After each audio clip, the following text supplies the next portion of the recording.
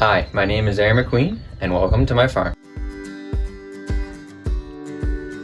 My farm name is AA Crop Company.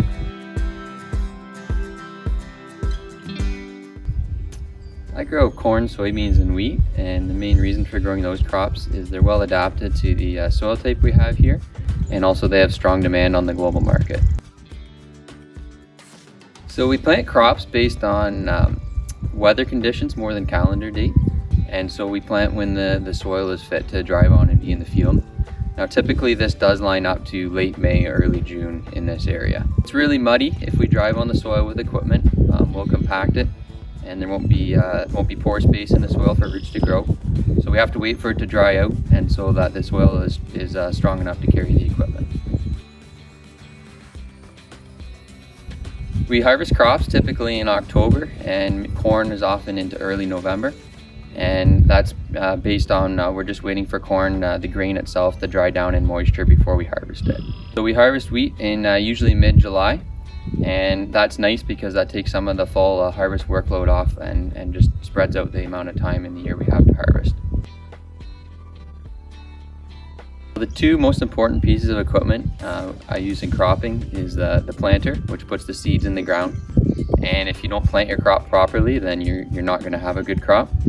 And the second most important piece of equipment is the sprayer, which we use to apply crop protection products. And that protects our crops from weeds, disease, insects, and it is very important these days to manage a crop properly. So I use pesticides on my crops when necessary and only when necessary. And it's very important for maintaining the yield potential of the crop. So when we see, say, disease moving in, we go and apply a product that will protect the crop from that disease.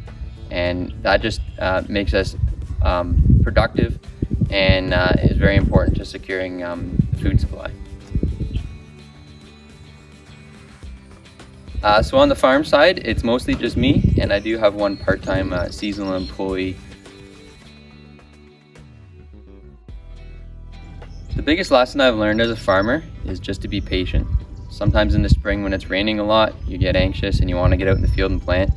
And the best thing you can do is just be patient, relax, and when the time's right, go at it. Protecting the environment in crop production is very important to us here. We do this in many different ways. We do as little tillage as possible to the fields, so that minimizes soil disturbance and leaves crop residue on top of the ground, which protects the soil over the winter and during periods of heavy rainfall. So the main thing crops need to grow is sunlight, water, and nutrients.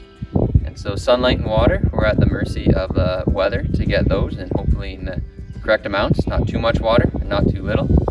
And then nutrients is up to us to apply. So that's the one ball that's in our court to manage if we apply enough. So we do regular soil testing every 3 years, and the results of those soil tests will guide our fertility management decisions over the following 3 years. My favorite part about being a farmer is watching the crop grow. It's tremendously rewarding and never ceases to amaze me when you plant a small seed in the spring and it grows into a large plant throughout the growing season and then multiplies into many more seeds in the fall as grain. The options that crop can be used for are almost endless. One of the big ones with the corn crop is ethanol use, which goes into fuel production for cars. The soybeans are used primarily for oil, so they're crushed for the oil, which gets used for cooking, and then the byproduct of the crush is also used for animal feed. Wheat also has multiple uses. Typically it's used for things like crackers and pasta, and also has a usage in the animal feed industry as well. I think most people don't realize how specialized farming is, and it's very sophisticated with a lot of components, and so education is very important. It's not just waking up in the morning when you're done high school and going farming.